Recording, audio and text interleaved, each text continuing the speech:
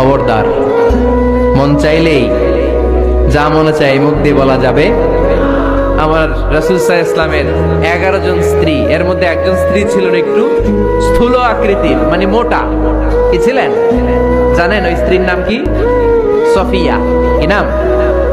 সফিয়া বিনতে হুয়াই ইবনে আখতাব। উনি আল্লাহর হাবিব সাল্লাল্লাহু আলাইহি ইসলামের সব স্ত্রীদের মধ্যে থেকে একটু স্থূলকার ছিলেন, একটু ফেটি ছিলেন, মোটা ছিলেন। আম্মা জান আয়েশা একবার ওনার প্রতি রেগে আল্লাহ রাসূল সাল্লাল্লাহু আলাইহি ইসলামের কাছে বিচার দিলেন যে আপনার মুটি বউ, মুটকি বউ। আল্লাহর হাবিব সাল্লাল্লাহু আলাইহি ইসলাম এই কথা শুনে রেগে গেলেন। আয়েশা, এটা তুমি কি বললা?